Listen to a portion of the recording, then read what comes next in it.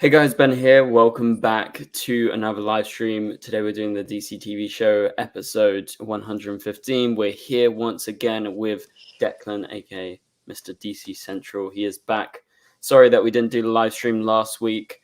I just wasn't available. I was super busy on Thursday last week, and so we just decided, okay, let's just skip this week, go next week. And so we're going to be back for weekly live streams. Plus, we are trying to organize a members stream very, very soon because we haven't done one of those in a while. But welcome to everyone that is joining the live stream. So like I said, we got Declan here today. And then we also have Andy from the Flash podcast from Screen Rant. You guys know him. He's quite a regular on the live streams as of, the last couple of months. And so it's good to get both of you on to talk about the different topics because we've got some big topics to talk about today. Actually, my notes were quite full. Obviously we got Aquaman. Yeah, we got Aquaman. Deck just got back from Aquaman literally just before this live stream, so he's fresh out of the film. I watched the film yesterday, so we're going to give you our non-spoiler opinions about the film. That's going to be a review section, probably actually to start the stream because Andy has not seen the film, and Andy's going to be joining in a bit, guys. But we have a topic to do with Gustin. We have a topic to do with the Warner Brothers merger, which is huge. Definitely want to get Andy's opinion on that because, we've talked about that a lot during the strike with me and Andy, and obviously with you guys on the stream. So for now, I want to remind you guys, you can send in super chats to be answered by us on stream. Like I said, this is going to be an action-packed episode. So we're going to be talking a lot. So super chats are going to be important here. And just to start off the stream, we do have one, and Gary starts us off. He did this before the stream started, so don't know if Gary's still here, but shout out to Gary. And it's a question that we can't really say on stream, as usual. It's a Gary question. But in answer to Gary's question, which you can read, probably not Gary, is the CW. We're not on Netflix. We're not on HBO Max. It's not Game of Thrones. So I'm sorry, Gary, but thank you for the super chat. I really appreciate it. My answer is not on the CW. Is that your answer, Declan? I'd say so, yeah. Yeah. Although that'd be a crazy end to Superman and Lois if it just ended with a just hardcore. Yeah, that'd be pretty wild. But shout out to Gary for the super chat. Thank you very much for getting us started. Now we're gonna move on and talk about Aquaman. So don't worry, guys. Not going to go into spoilers here. I know a lot of you probably haven't watched it. It did come out today, so potentially some of you have watched it. And if you have seen it, or if you're looking forward to it, or you're not looking forward to it, let us know in the chat whilst we do our little review live on stream. So let's go into our thoughts. Okay, so I'm gonna quickly summarize my thoughts, then we'll go into your thoughts because I feel like we have differing opinions. I know. So for me, I felt like when I saw the film yesterday, I thought Aquaman 2 and the Lost Kingdom, I thought it was quite a good ending for Aquaman's character. I like the way that it ended, but I wasn't like a huge fan. Like it isn't anything radical. It's just entertaining and kind of, this big spectacle that you expect from a superhero film nowadays, from a DCEU film. Like it looks exactly like pretty much all the DCEU films. Like there's nothing too special about it. However, I did like some of the elements that James Wan added to it, because he's like primarily a horror director. I kind of like the darker side that we got. But yeah, it was nothing crazy. It was just a lot of CGI, and I can see that being a big problem for a lot of people. Again, we're going to get into what Deck thinks about it in a minute, but the CGI was, a little bit distracting. Obviously, a lot of it's underwater. It's kind of hard to grasp the reality. But I really liked some of the character moments and how, in this film, it's more about and this is not a spoiler, this is from the trailer. It's more about Aquaman, being a father because he's got a kid in between the last film. And it's kind of about him like growing up and being less of the kind of wild superhero that we've previously known, although he still has that in him. And I think, you know, some scenes in this film, like important scenes, will definitely highlight that. So I like the film. If I gave it a rating out of 10, I give it like a 6 out of 10. I'm on the positive side, but I'm not on the extremely positive side. So that's where I stand. Deck, what do you think? Tell us your opinions on Aquaman 2. Well, as you said, I'm very fresh out of the film, like literally less than an hour ago. I was still watching it. I did not like it. Really at all. I'd say I bought DCEU film? It's down there. Yeah. Now, I mean, to be clear, I don't really gel with the Aquaman movies. I don't really like the first one either. I don't even particularly gel with the Aquaman comics, really. He's just not really my character. I prefer him more as like an ensemble in like a Justice League piece rather than a standalone character. So yeah, I wasn't a fan of the first one, but I went into this thinking, well, you know, it's the last DCEU movie. Let's just see what we get. And for me, I just thought the movie was really boring, really generic. Yeah, it's generic. I can admit that. Yeah. I also, well, for one, I don't like Jason Momoa in general, and two, I don't like him as Aquaman. I think he's a terrible casting, and this movie just further proves that for me. Like, I just don't like him in the role. I think he's just incredibly obnoxious, and that might just come from the fact that I don't like Jason Momoa in general. Like, I find his personality obnoxious, and this character of Aquaman is just his personality. Yeah. But in general, I didn't like the film. I thought it was really over the top and wild. I don't like that about this version of Aquaman, like how kind of crazy and weird it is. Yeah, it is. The only positive spin I will give the movie is Patrick Wilson, who I love. Yeah, he was good. Yeah. He's by far the best part of it for me. And to be fair, I kind of walked away from the film thinking, I genuinely think Patrick Wilson maybe would have been a better Aquaman. That's a shout. I've never thought about that, to be honest. But yeah, I see what you're saying, and I think it is generic. It's nothing, like I said, it's nothing radical. It's nothing revolutionary for the superhero genre. It's pretty much what you expect from an Aquaman film. But yeah, I see what you're saying. Like, I'm not like saying, oh, this is a perfect film or something. Like, I had problems with it. I think it's extremely over the top at times. Like, the CGI is just like so in your face. Yeah. Like, what do you think of the CGI? Yeah, I don't like it. I think the problem is the movie is basically all CGI, which, you know, at some points that can really work. Like, I really like the Avatar movies, and they are primarily CGI. But there, the CGI is pretty flawless. Yeah. Whereas here, it looks really artificial. I really hate, and they did this in the first movie, I really hate the underwater CGI hair moving thing. It just looks fucking stupid. I really hate it. Yeah. Like, it's a level of realism I don't need in a comic book movie. I find it way too distracting. Like, slightly floating down or whatever. Yeah, especially like when you know, with all the love in the world to Patrick Wilson, his hair is not it in this movie, and the way his like little tufts of hair are like flicking up in the I just can't take it seriously. I'm watching these scenes thinking, I'm not listening to the dialogue. I'm looking at the hair. Yeah, it's distracting. Like, that's what I'm saying about the CGI. It's like there's so much CGI that you just can't get away from it. Just gonna add in Andy here. So Andy has arrived. He is here. Welcome, Andy, to the live stream. Hello, gentlemen. How you doing tonight? Very good. So we're just in the middle of talking about Aquaman and our opinions. Do you want to hop in now or after we finish talking? Like, I mean, I haven't seen it, but what I do know is that it is a movie.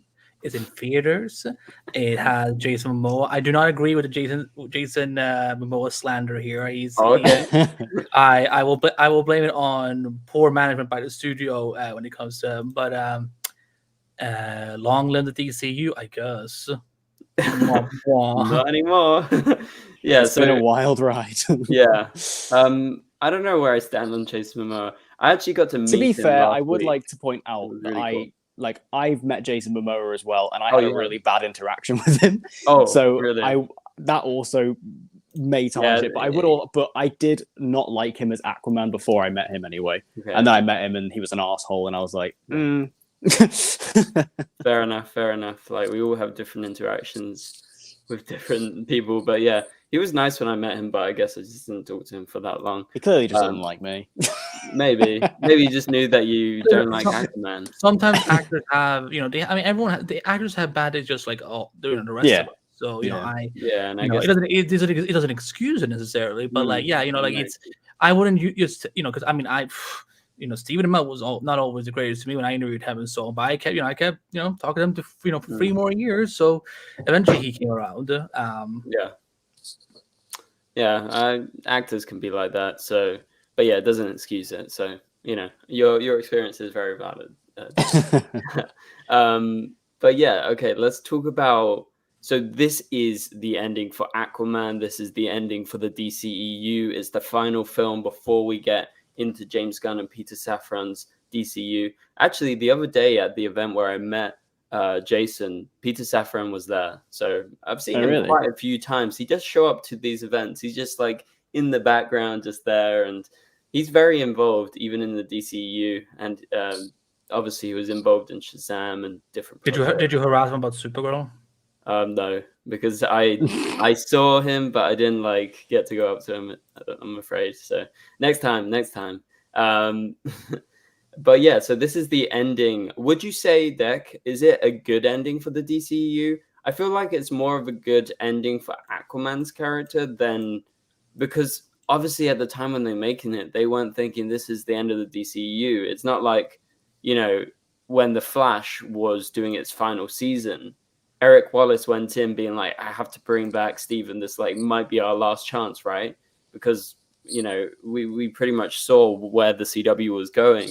So what do you think of this film as the final DCEU film and as a final Aquaman film?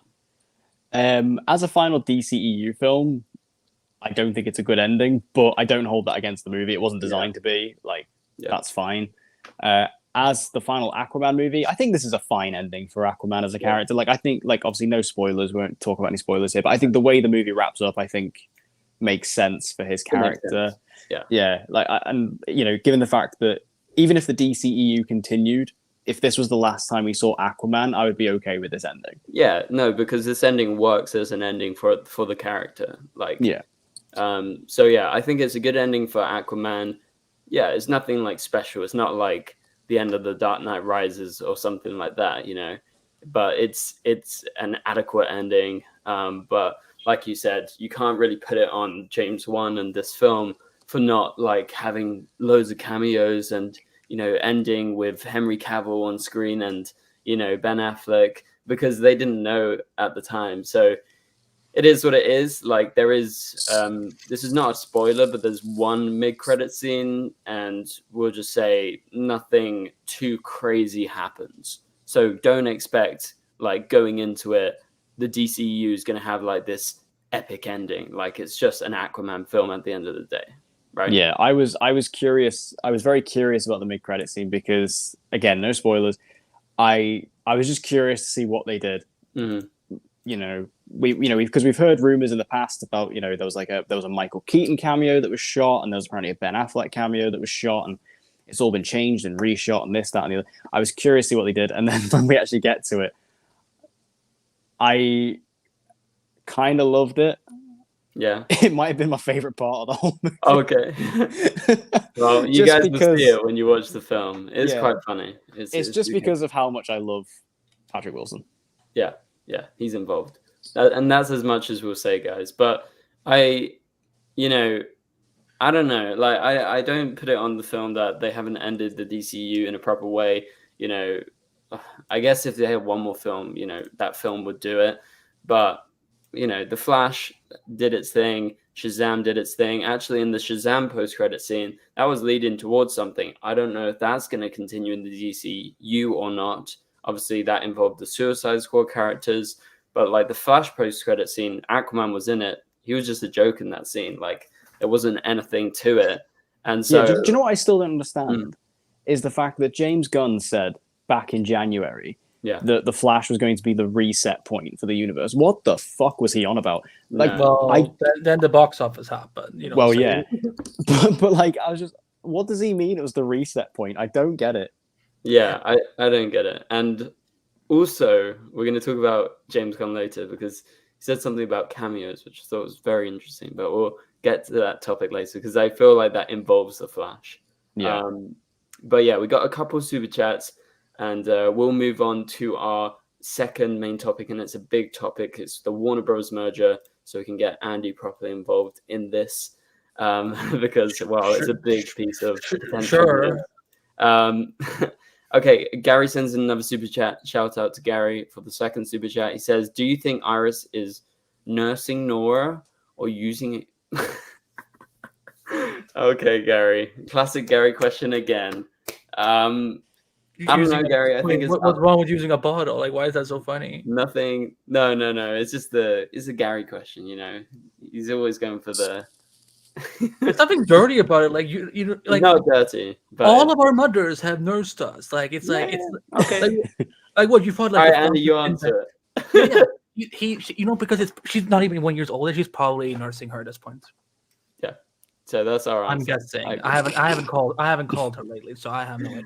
It's not dirty, but it's a classic. No, you're making it dirty because I know. I was overthinking. Like it's basic biology, man. Like every mother does this. Yeah, God, Ben, why you got to lower the tone? Yeah, I don't know. But see a lot of you guys in the chat. I see that Chainsaw is here. Hopefully, we can do another stream soon with Chainsaw. Are you still doing that, Andy? Have you done that recently? The big stream. We've been kind of been on different schedules, so we this fall has just been crazy. So I'm ready for just the holidays to kick in because I haven't had a week off since 3 days ago. I don't even remember. Oh wow, that's how long ago it was. Yeah, it's been busy. Okay, Gary sends in another 99-cent super chat. Shout out to Gary. Gary says, "Are you mad at me?" No, I'm not mad at you, Gary. Thanks for joining. Actually, Gary was the first person in the stream. That is a world record. Gary is normally, comes in 3/4 to the end of the stream. So shout out to you, Gary, for showing up on time. And Cal, thanks for the 99-cent super chat. Really appreciate it. Okay, let's move on to the big topic that we got. Warner Brothers Discovery have met with Paramount, reportedly, to talk about a merger deal. Now, let's get your initial thoughts when you saw this. Obviously, there was rumors a while ago that this was potentially happening, but then there was official reports from Deadline and Axios and different places. So, Andy, you first. What do you think of this? Yay. Great, another merger. Because we barely survived this last one. I wouldn't be shocked if this ends up being one of those things where they talk and then they're like, actually, you know what? We can't do it because they have to get the approval from the government and stuff like that. It's I think I don't even know why Paramount needs Warner Brothers. I don't care about David's other feelings, but it's what does Paramount need WB for anyway? I think it's more about the parent company. According to the reports I read, it was more like they needed to be bought out because they're in severe debt or something like that. So it's less about Paramount itself because obviously they got. Is it bad? Is it bad that the first? Is it bad that the first thing that I thought of was what are you gonna call it? The first thing that came to my mind was that name is not gonna work. That name is not gonna work at all. I'm Warner Parabros Discovery. I don't know. It's that's my only concern because listen, if they have all their franchises together, fine. The Turtles will show. The Ninja Turtles will show up in the DC movies. Yeah. Barbie will hang out with. I don't know. What else does Paramount have? Transformers. Transformers. Barbie will play with Transformers. Ken will do another invasion. So it'd be amazing if we get Barb and Formers. That'd be the next step for me. That'd be amazing. Ninja Barbies. Ninja Barbies. There we go. We can do Ninja Barbie. But they could do a Disney and just have Fox with inside it. So like have Paramount inside Warner Brothers. I don't know what the deal would be, but Ben, my sweet Ben, you don't think they're gonna try and bait all of us? They're just trying to cash in on every fucking crossover that would be possible if they get Paramount, like, as you know, they don't care about logic anymore, Ben. No. They just want our money. They want our hard earned money. Just so like, heck, if like, heck, at this point, like, the Transformers will fight the freaking Justice League at some point. Like that like if they just see that they can make $1 billion, he is gonna make it. So. Yeah. Tenet / G.I. Joe crossover. That's Paramount too? G.I. Joe is Tenet's Warner Brothers. So. Shit. But no, I don't know how to feel about it. It's like I feel that it's going to lead to more people losing their jobs. In terms of like how I think about DC when it comes to the whole merger thing, like, it makes me worried because I'm like, we just survived. We barely survived as another merger. So I don't know. Sometimes I just wonder, like, what if he just went to the Paramount lot to like just hang out, and everyone else is just making this a big deal, like, oh, they're negotiating or something, and he's just like, nah, man, I'm just here to binge watch something. I don't know, the latest whatever project they have. Yeah, I agree. Like, I think for me, my first thought was, okay, look at Disney Fox and how they merged, how that turned out. Obviously, that was detrimental to a lot of people's jobs, and I don't think it was a good idea. And, you know, if you're looking at the competitiveness in Hollywood, like, these are two big studios. They make a lot of films, a lot of TV shows. Paramount owns CBS. They make a lot of content. And I think if you merge two big studios, like you've seen with Disney and Fox, there's less output from Fox. There's less Fox films. There's less Fox TV shows now under Disney, because Disney's the one controlling them. It's all going to be, you know, under the umbrella of, say, like a Warner Brothers. And I'm just not for that. I think, you know, it's good to have different studios, to have diversity in, you know, programming. Like, there's got to be a lot. And with two different studios, yeah, they might be struggling with debt and money. I still think at the end of the day, it's better for the film industry, for the TV industry, if you have, you know, like a healthy competitiveness. Dec, what do you think about this?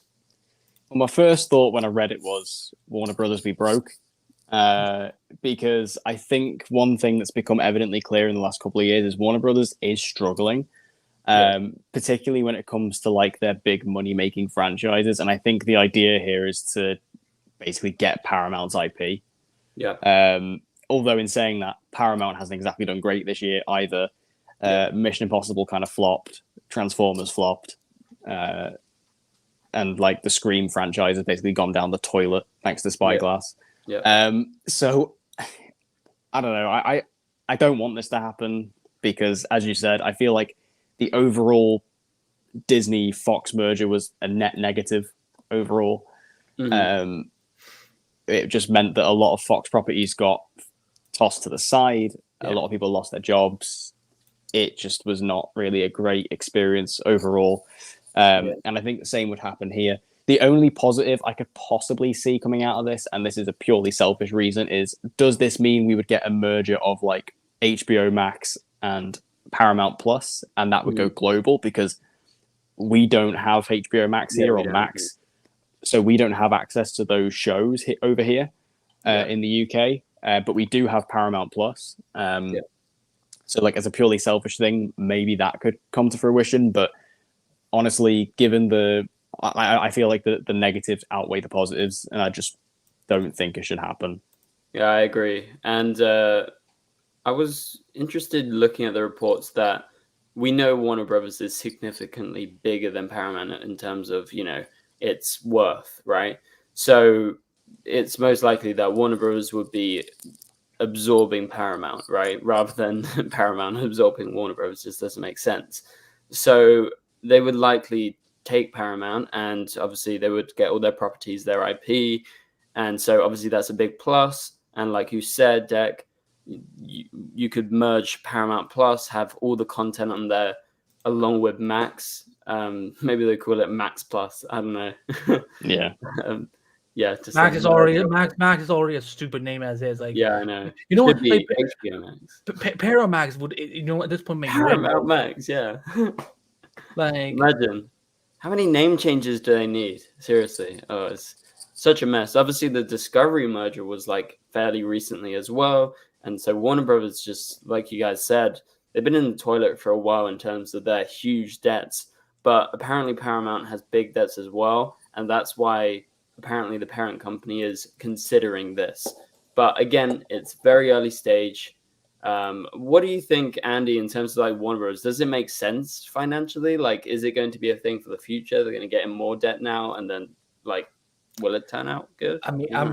I'm sure in their twisted minds, it makes sense. You know, I'm sure they will find any excuse in the world to justify, you know, it making sense. I mean, if both studios are struggling, then yeah, but at the same time, like you were talking about, it means that there will be fewer studios to create, you know, to be able to give out content, you know, because now Fox is with Disney, you know, who knows what Universal and Sony are going to do at some point. So it's, yeah, I think that's the biggest downside is of, if, you know, if they do split them up, you know, if they do acquire and merge, then, you know, I mean, you know, creatives already have issues with getting stuff sold to their studios now already. So if it's between Disney, Warner Brothers, and then Sony and Universal, that it's like, yeah, then it's, you know, more. I think more people are going to migrate over to independent films instead of working with studios. So but again, like I said, I also highly doubt that the U.S. government would actually allow this. Yeah, because especially because again, like, because I don't remember what year it was. It was probably 2019 when AT&T, Warner Brothers did their thing, and then we fast forward 2 years later, and it's Discovery and Warner Brothers, and now 2 years later they want to do it again. It's like, I don't know. Like, I mean, again, I'm not an attorney, so I don't know how this would work. But like, there has to be something where like they would have to like really question this of like y'all want to do another one? Like you know, like, are you like what are y'all what are you all smoking over there? You know, like doing free mergers. So and guys, for instance, we know that they couldn't even get to the first stages of this for at least over a year due to some sort of tax reasons. I don't know the ins and out of it. You know, I'm not heavily involved in that side of things. So it won't be happening anytime soon. So if these talks are actually happening, again, maybe David Zaslav was just over at Paramount, you know, talking to a fellow CEO. You know, they probably worked together during the strike with the AMPTP, probably. So they were probably just smoking a joint on the lawn, being like, "Shit, this year was crazy." Like if I was, how about we merge? yeah. How about we you know, like, no, they got so stoned that they were like, "Hey man, you know what we should do? What we should do a merge." And some dude was just in the bush behind them, like, "Whoa, man, that's trippy. Let's do it. Let's get this to the reporters." Yeah. But so it's not going to happen for a while, guys. But if it does happen, I think it's going to have big consequences for the film industry. And I'm not for it. Like we've said before, like the Disney Fox thing, I think it's just diminished what Fox was as a film studio. And I have one more question to ask you guys. So I think one big thing that's significant, apart from Paramount Plus, obviously that's significant, and apart from some of the IP that Paramount have, they do have a fair bit of IP. One big thing could be this would actually mean that Warner Brothers would have a network, television network. So that would be CBS, and CBS is huge. They get big numbers. So if they took over Paramount, Hey Ben, remember last time CBS did a comic book show? Don't try to gas.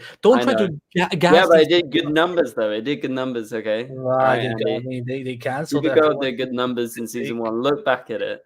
Yeah, but they canceled. But it was not even high enough to get under. It wasn't high enough for CBS. Yeah. Like no, I am done with comic book shows on broadcast network. Like fuck the CW. Fuck CW. Fuck C. Can I curse, by the way? Yeah. Fuck it. It doesn't matter. I've already done it. Fuck CBS. Fuck CW. Like we don't need them anymore. Like we're done. Like I'm ready for just a streaming era of comic book shows. I'm more curious about what they're gonna do because you know Warner owns CNN. And Paramount owns CBS. So I wonder, like, are they also gonna merge? You know, and stuff like that. So again, this is why, like, there's far more issues with this than it actually solves problems. So yeah, no, definitely. Deck, what do you think about Warner Brothers having CBS? Like, do you agree with Andy? Don't put any comic book shows on there, no DC shows, or could it be a new network for DC for bigger audiences? I don't see a point in it. Like, especially because the general audience they're going to be targeting and not people who are going to be watching cable. Mm-hmm. That's the like. If you look at all the comic book shows, you know, they're all on streaming services now because that's the audience they're targeting, and cable in general across the board is dying. Everyone knows that. It's a dying medium. Obviously, you're always going to have some big channels that are always going to be there, big networks, but for the most part, it's not going to be. It's just not a viable option, in my opinion. Yeah, that's guys. I'm looking at a list right now of property that Paramount owns. If they fucking do this, they get Star Trek, yeah, Terminator, The Godfather, Avatar: The Last Airbender. Do you know how many fucking crossovers? You know how many fucking crossovers you could do with Scooby Doo or DC or you know what? Like Warner Brothers could compete with Disney with their own little star space thingy. I mean, it makes sense, like IP wise, of course, but that's why Disney took Fox. They wanted the X-Men. They wanted, you know, those properties, right? And Batman could be a captain on the Enterprise. It's spinning. Oh my god, no! You know what? No, like for all the Legends of Tomorrow fans, I've solved that. The Star Trek people save the Legends and they join the Enterprise. There you go. Like I've solved that. I've solved it for everyone. And the worst part is I could genuinely see that being a season of Legends at one point in the future. Maybe. Also, what's significant is they would also Warner Brothers would get Nickelodeon as well because Paramount Global owns it. So that's pretty big for animation. You would get, you know, new Avatar shows if they're on there. You would get, you know, there's lots of big shows over there. So I think it like overall would be worth it for them. But like we have been saying, like there are so many negatives that outweigh the big positives, and there are big positives. It's not like this is just like stupid. Like it's not stupid. Maybe money wise because they're extremely in debt, it's stupid, but IP wise, it's not. So, any last thoughts? I mean, Warner Brothers wouldn't be in debt if they didn't spend $300 million on the Flash. Honestly, no, but and I'm not saying obviously that's not the only reason they're in debt. But I'm just saying there is like just stop spending stupid amount of money on movies, and that's for all studios across the board. Like do a Joker budget on some of these big films. Like you're gonna make money on a DC film if you keep your budget down. Like why? That's the thing. People ask me, you know, like at screenings and stuff, they're like, "How do you think this film's gonna do?" But then when you look at the budget. And it's so high for all these films. Like, I'm sorry, as much as I love Blue Beetle and I think it's a great film, like I know Andy loves it as well. Yeah, but be careful what you're about to say. What you're going to say? No, I love Blue Beetle, but the budget, even with the marketing, like it was big in the end. Like I expected it to be. No, that's a very low budget in comparison to. Yeah, in comparison, it's not much, but I feel like even that was like, you know, it kind of bloomed bigger than, you know, it is, because I feel like what Warner Brothers is looking at, they're like, okay, the Flash is big on TV. He's appeared in Justice League. We can give a big budget, but they went totally overboard. Like that film should have been like 150 million max. Like it's ridiculous to go 300. They just completely over projected it. Like, and it's the fact as well. Like I know obviously we're all very involved in the comic book space, but I'm sorry to say, the average person doesn't know who the Flash is. Yeah, they don't. So the fact, like, yeah, the Flash had a big TV show and he's arguably one of the biggest DC characters, but your general audience, like if I went to my mum and said, "Who's the Flash?" But she wouldn't know. Like, she would be like, Flash Gordon? Why does he he's like, what, son, why does Flash Gordon look so different? Like he didn't have like a cowl and then yellow boots when I watched a show back in the whenever the show was there. But they've taken like these characters like that and then given like a ridiculous budget that's just. And the best part is when you watch the Flashes, where the hell did the money go? It's so. It went on to shit CGI, but so much CGI. I have to say, Aquaman had better CGI than the Flash. even though it wasn't good. Yeah, it wasn't perfect. I but guess so. It was more reasonable. It's like viewable. It's One just was a ridiculous. slightly more polished turd. Yeah.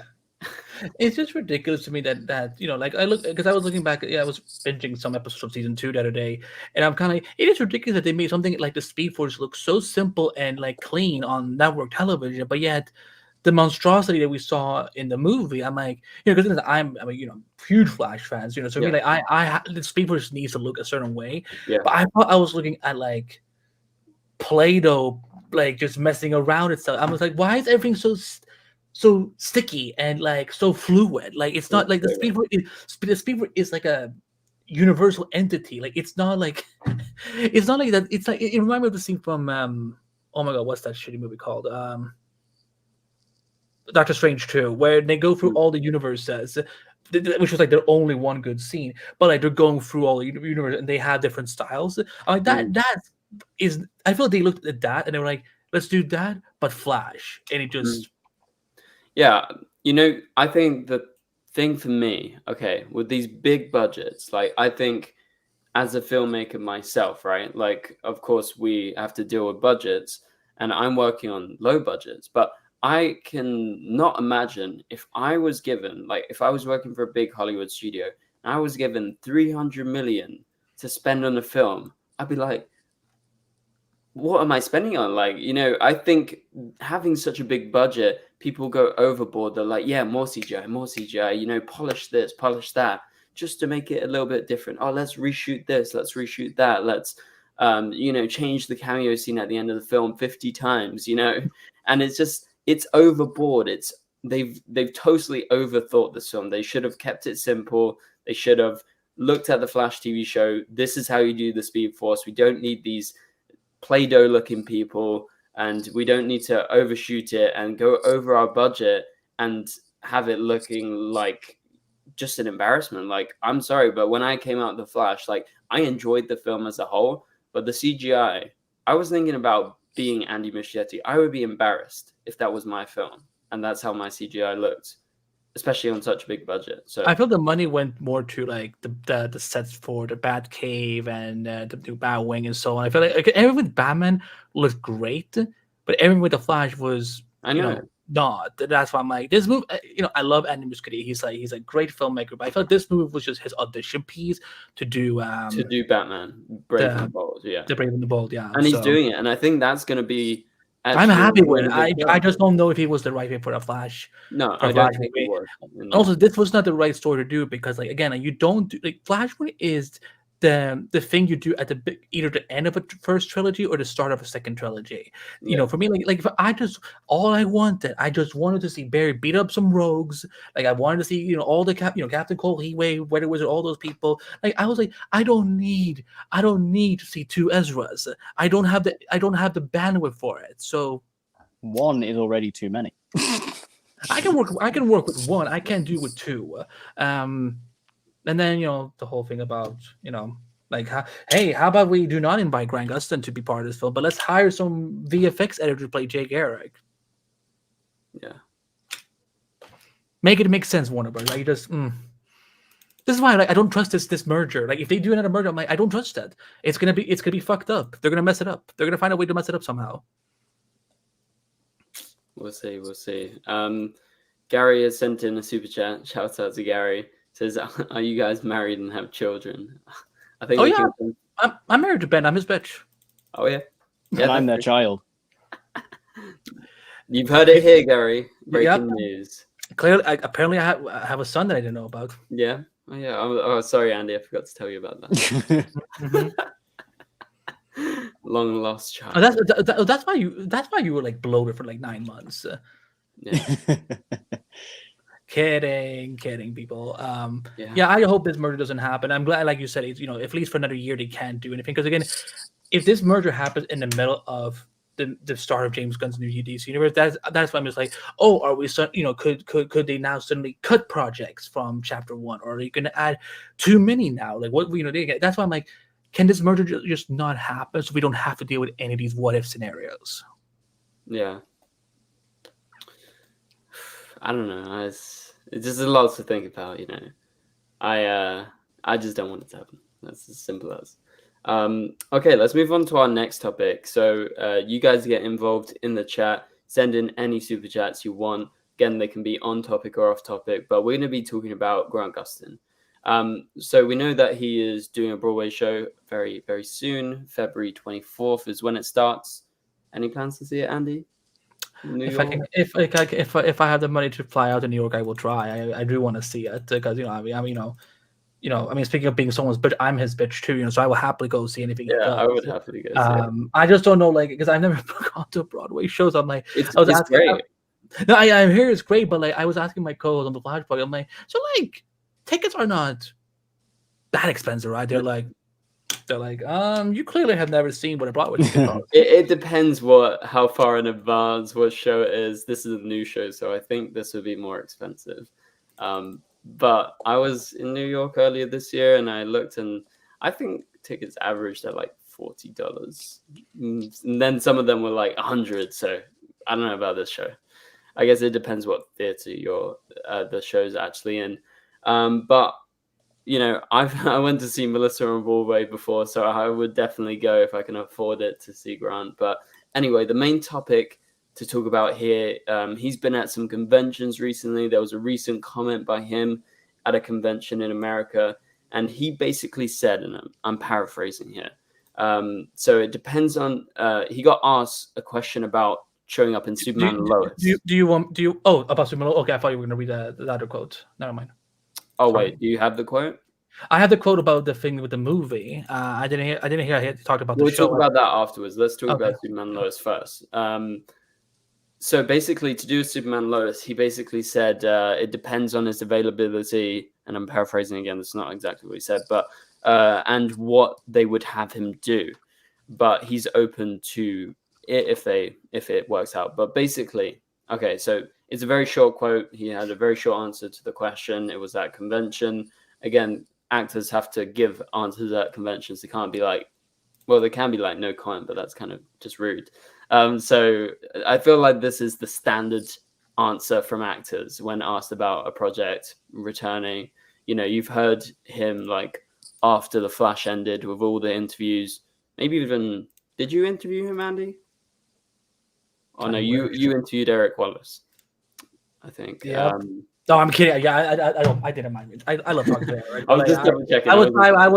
We were trying for Grant, but we're still trying. So yeah. But yeah. No, but basically he said he was, open to going back if the script was right. I think I recall him saying that in an interview a while ago. But basically, so if we're thinking logistically about, say Grant wants to come back, and it depends what they have him do. I'm not sure if he would be inclined to come and play a different version of the Flash. Probably be more inclined if they asked him to play, his version, right?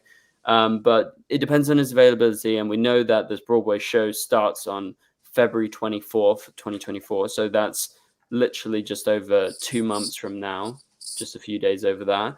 And so that would be in New York, and to fly to Vancouver is like 5-6 hours, something like that.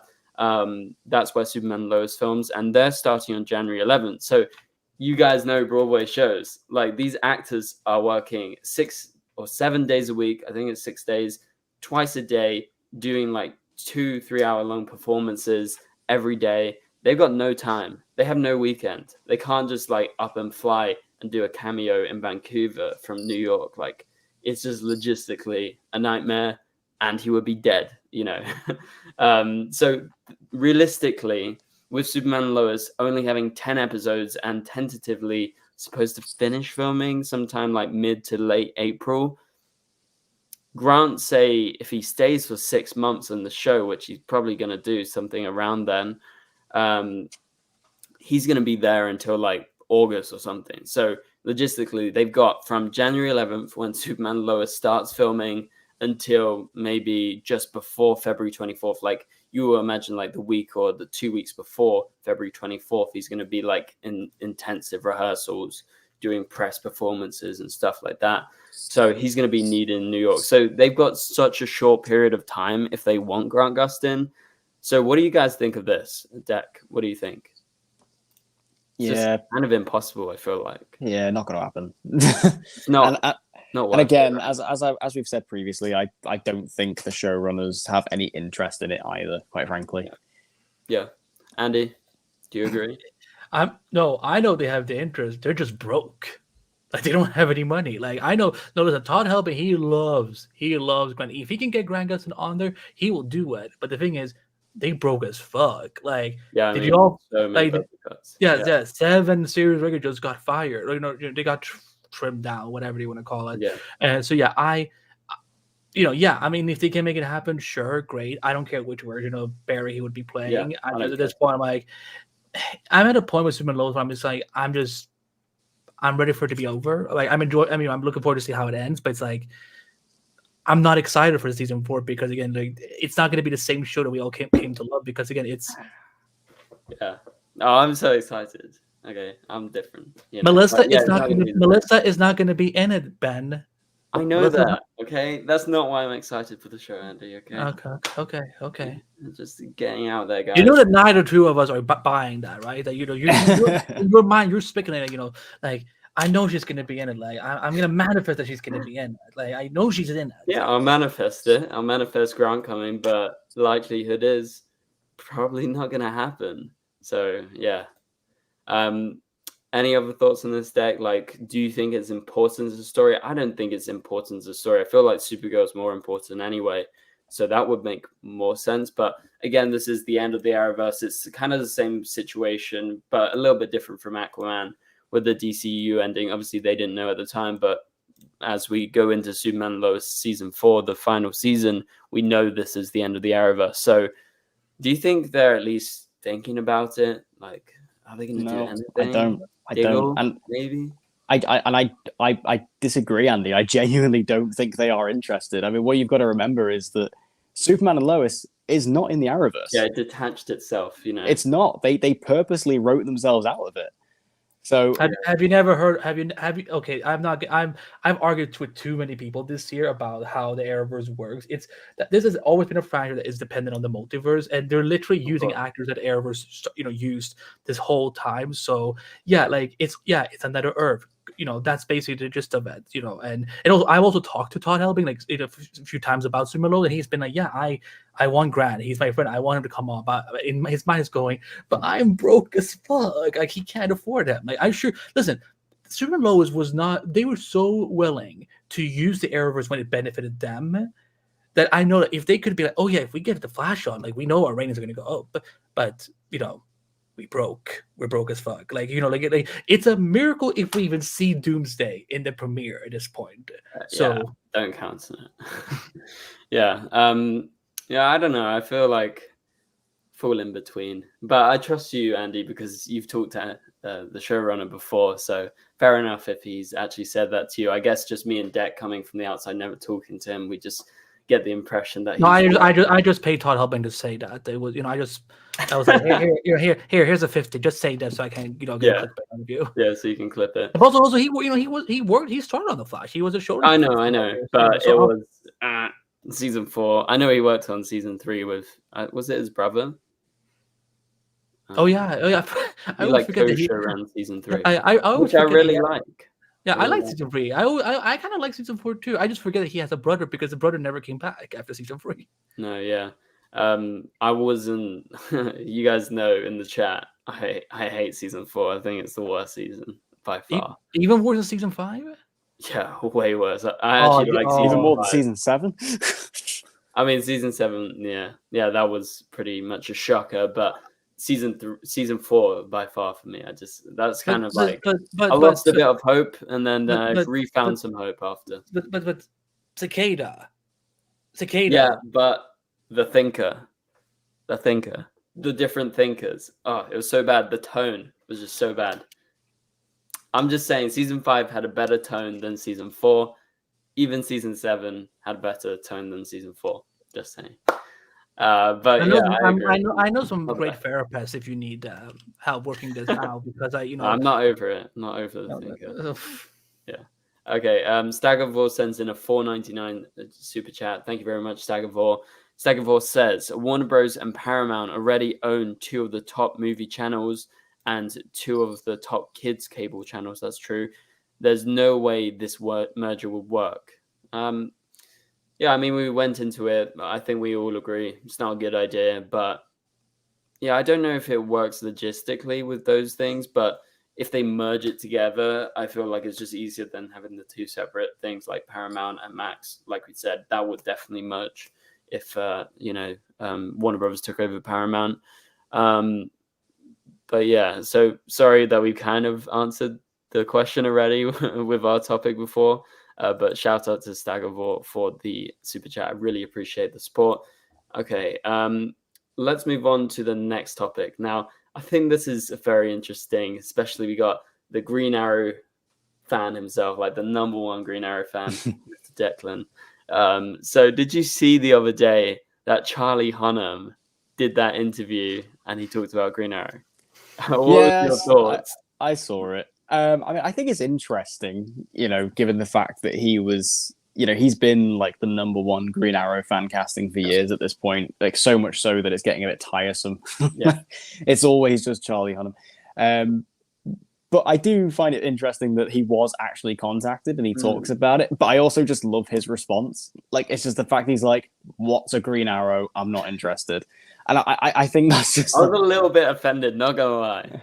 Well, I think it's one of the things, like, in the current movie space that we live in, it's like everyone sort of treats comic book movies as if they're everything or nothing. It's like, oh, every actor wants to be in a comic book movie and needs this big role, and it's like some just aren't looking for that. And it's like Charlie Hunnam, to his credit, like he clearly, like he just doesn't care. And I think, like Emily Blunt, similar thing. Like she just gets harassed constantly about Sue Storm, and then she just broke at one point in one interview and went, "Can you just stop talking about this and ask me about the movie I'm actually in?" Yeah. And I feel like Charlie Hunnam was just like, "Yeah, I just don't care," which I think is interesting. But I think, Charlie Hunnam, I think he would be a decent choice to play Green Arrow. Like, he certainly has the look, obviously. Yeah. But yeah, I think maybe if he was in like the Snyder verse sort of thing, like that kind of interpretation, I think he would have worked. But I think if they were going for a more general comic booky Green Arrow, maybe not. Yeah, he's more of like a Zack Snyder style. Well, I mean, he's in Zack Snyder's new film, so yeah, I guess it just makes sense. Yeah, I mean, I think there's better choices out there for Green Arrow. Yeah, Andy, what's your thoughts on this? I generally like broke down when I saw that quote. I'm like, wait, so we were actually close? Because I've been in favor of Charlie Hunnam being Green Arrow since I don't know how many years back. Whether it's in the Snyderverse or in the new DC universe, I'm still here for it because like he just. Like when you watch interviews with him, like he's so much like Oliver that I read in the comics. Just like he's very witty, he's very smart ass and whatnot. He looks like I mean, I'm always he's quite a bit older though than what the DCU is setting up with Superman. And so now you're age shaming. I see. I'm not age shaming. I'm just saying, like, would he fit into the DCU now? Like, he would have fit into Zack Snyder's before, but. I don't know, yeah, I was kind of just like, wait, so we were actually almost close. I know, that's the bummer. But I don't know, what is Justin Harley doing these days? Like, I'm ready for him to come back as Green Arrow. I don't mind. Yeah, well, I hope for Green Arrow. I'm sure you guys do, in the DCU at some point. I don't know, I'm kind of like all in for kind of a random person just picking it up. Like, well, do either of you have any fan casting choices? Is there any other apart from Charlie? Like, I think there are a couple that one I've seen thrown around a lot recently, which I do kind of like, although I think personality wise, he's kind of wrong for it, is Austin Butler. I could see it. I can see it, but I just think he's a bit wrong. I personally I think Boyd Holbrook would be quite good. Yeah. Which one is he again? Logan. Yeah, he was in Logan. He's like the villain in Logan. He was one of the villains in Indiana Jones, the most recent one. Yep. Yeah, and I also think you'll see he looks kind of Green Arrow-like. Yeah, and I also think as sort of like a race-bent version of the character, I think Dev Patel would work. Oh, him from he was on the Sandman. Yeah, now I remember who he was. I was like, Logan. I'm like, who the fuck was he in Logan? I'm like, oh, but but he was a corner then in the Sandman. Yeah. Yeah, you know that's a good costume. Fuck! I actually kind of want that now. Yeah, But Dev Patel is a good shout. Like he's such a good actor. Yeah. Like I recently watched him in the Wes Anderson short films. He was really good. So yeah, I mean he's done like what was that? The Green Knight. You know that was a good film. You could also go with Charlie Hunnam Light and get Garrett Hedlund. Who's that? Just Google him. He's in like a few movies, but he is basically just like B-Tech Charlie Hunnam essentially. Garrett Hedlund. Yeah, he actually was in a movie with Charlie Hunnam, funnily enough. Okay, he's in Tron Legacy. I saw him in Greg Berlanti's Peter. That's the only thing I've seen him. He's kind of he's boring looking. I can live without him. Yeah. I think Dev Patel and Boyd Holbrook are actual good shouts. Like, yeah, I could definitely see that, especially Boyd. Yeah, Al Watch, you're right. He is Corinthian in Sandman. I'm looking forward to Sandman season 2. I know that's a different topic, but I think they're finishing that right now. But yeah, he was good. Didn't he just start filming?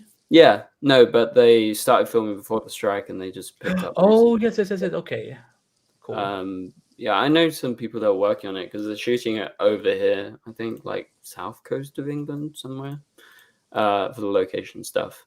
But yeah. Okay, let's move on to the final topic. So send in any final super chats now, any final questions you have for us. We'll be sure to answer them. So final topic, I referenced this earlier. So James Gunn, the other day, I'm sure some of you guys have seen this. He was dissing on cameos in superhero films. Like on his threads, he's very active. And dissing is a strong word now. But okay, don't be such a clickbait. Like explain it, Andy. Explain. Well, he was just kind of talking about it. He doesn't like cameos that are meaningless. He wants cameos to have an impact or something that is actually special. But if you're only doing it because you want to just shock the audience, like, oh my god, look at this big character showing up in a movie. That's what he's looking at as cameo. Can I say that? Can I say the P word on YouTube? I'm not sure.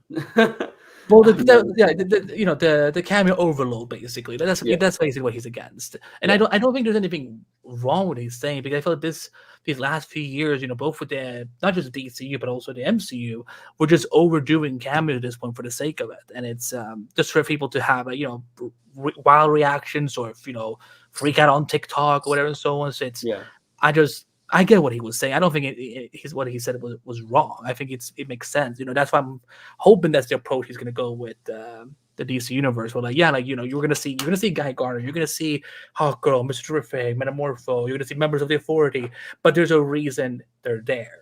They're not just there to be like, look, I exist. I'm here. I think, therefore I am. So it's like it has to have there's a point to it. Again, it's like, let's go back to the Flash movie for a second.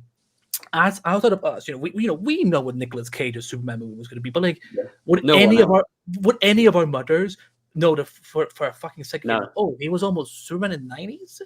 Yeah, they would be like, why is Nick Cage CGI Nick Cage fighting a massive spider? Like, it just doesn't make sense. It's a cameo for the sake of it. And I'm like you, Andy. I actually think it's kind of refreshing that someone as prominent as him, especially being in charge of DC Studios now, has come out and said, enough's enough, right? In my opinion. So I hope he takes that forward to the DCU. I'm not against cameos. He's not against cameos. I think dissing is a strong word, like I said. I'm sorry. But I think you have to have them for a reason. And he's actually said to do with Superman and Lois, and there's so many castings. There's so many people that are appearing in the film. We've heard about that for a long time. Do you mean Superman Legacy? Superman Legacy. Did I say Superman Lois? Superman Lois, yes. I always, when I make videos on Superman Legacy, I catch myself saying Superman Lois, and I have to cut it. And I just go back. It happens, guys. Forgive me. I talk about Superman Lois so much. But yeah, so I feel like it's a good thing. And Superman Legacy, he said that the characters, even though there's so many, they all have an impact and they will appear later in, the Authority or different projects. So it's not like they're appearing just for the sake of it. He's finding a proper reason to involve them. Deck, what do you think about him talking about cameos in superhero films? Well, what I found particularly funny about it is the fact that obviously everyone immediately jumped down his throat about it. Yeah. He said it and everyone was like, oh, but you said The Flash was great and it's one of the best superhero movies ever. And it's like, people need to stop looking so deep into this shit. Like, people have got to remember that the people who make these movies aren't on the same level as people like us. And what I mean by that is that this is a business to them. He has to endorse it. He has to endorse it. Like he's purely like, at the time The Flash came out, he was only recently made president of DC Films, whatever the hell his title is. He was only made recently into that role. He's just showing good face. Because if you also recall, back at that time, he wasn't saying anything bad about Ezra Miller. No. And I mean, nobody at Warner Brothers and nobody at DC was, and that's because they had to save face. Yeah. That's all he was doing.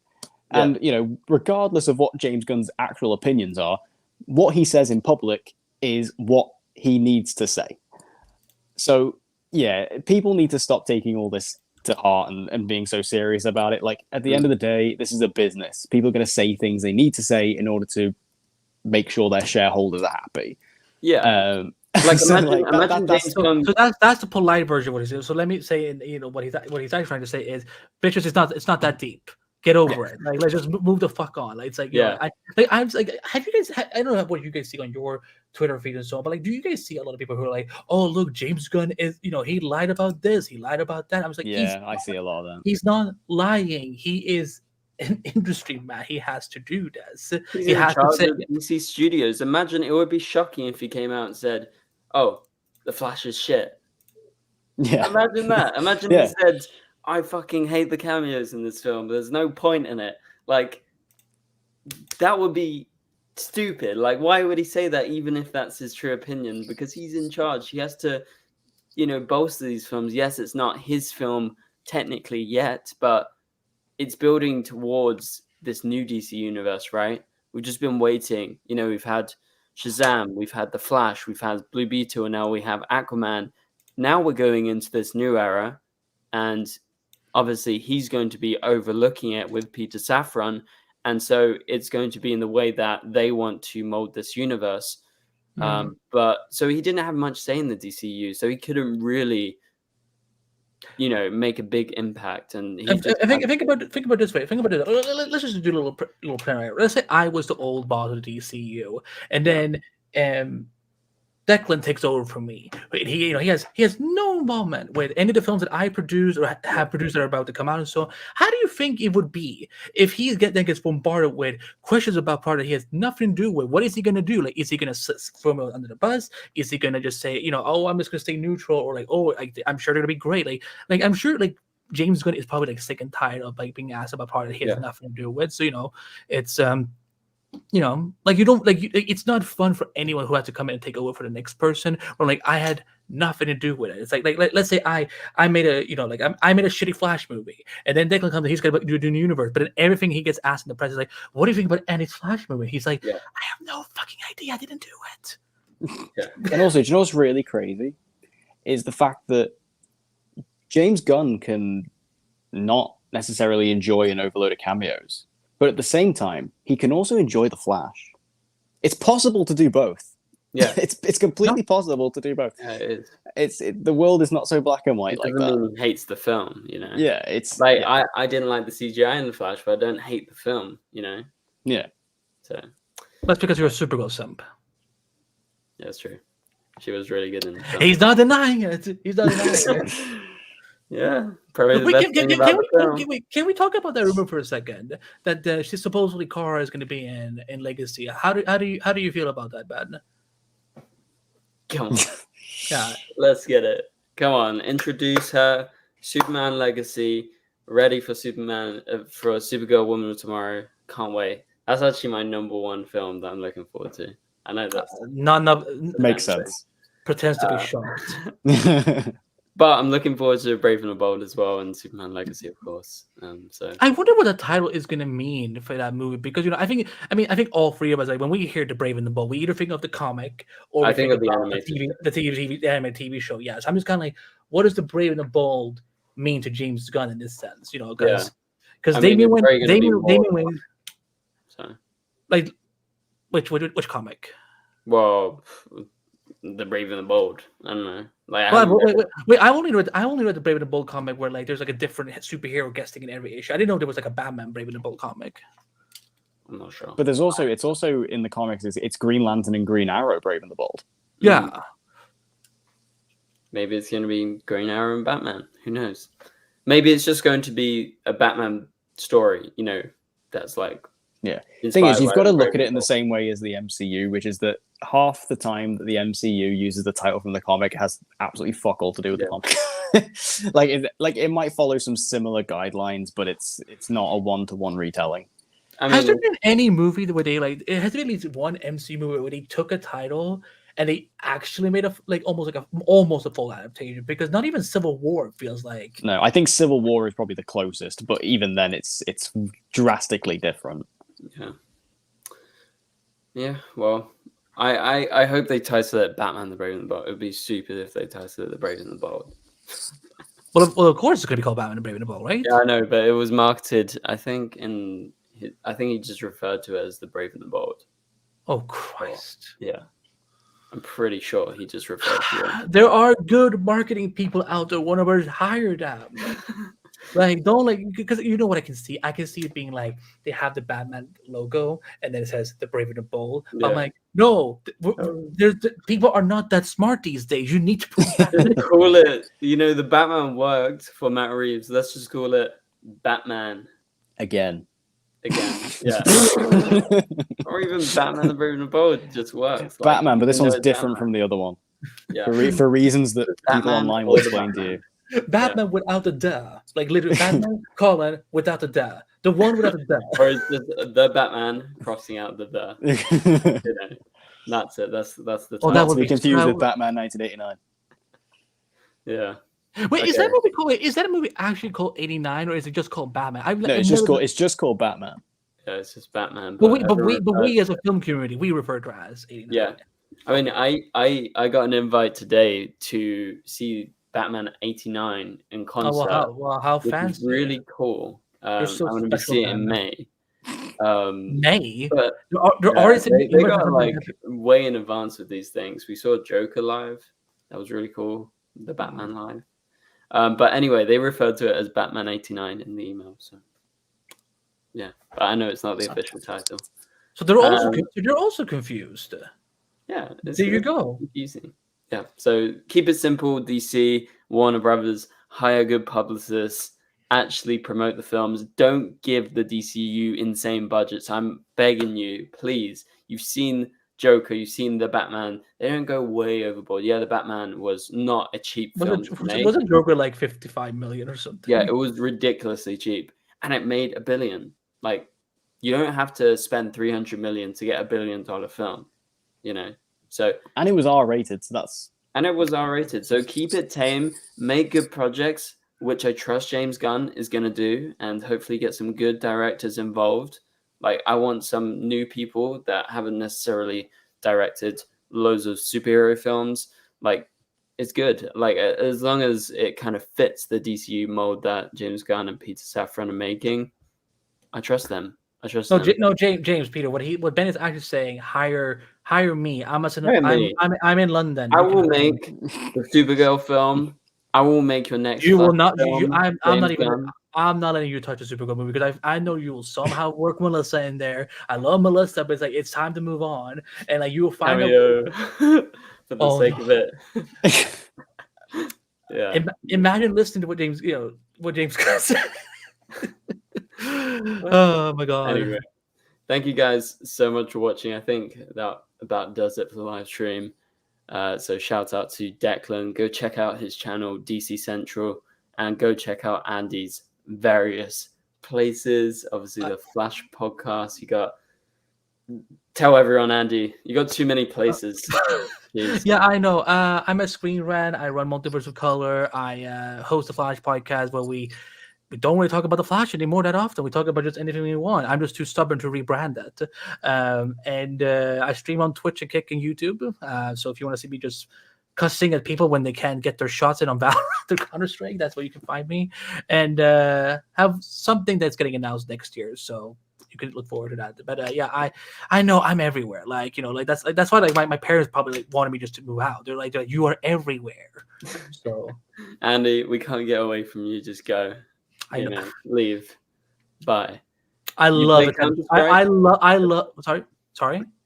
I said you play Counter-Strike. That's cool. Yeah. Do you play? Yeah. Not anymore, but I. Okay, used to that's play it. a perfect timing then to reinstall it, and then we will play a few games. And if you For sure. if you Me mess up, versus Andy, guys, on live stream. Come on. listen, you know what, we could do it as a fun charity, and like would be cool. or you play comp with me, and if you actually like make me lose my rank, I'll be like, I'm done. Like I've got no rank at the moment. It's in like 6 months, so yeah. But that would be fun. Actually, let's do it. So, but yeah, thanks guys for watching and tuning in throughout the live stream. Shout out to everyone that sent in super chats throughout the stream, and we'll be back next week for another live stream, hopefully with some special guests and hopefully with some good news. So we'll see. But for now, thank you guys for watching, and we'll catch you guys later. and happy holidays.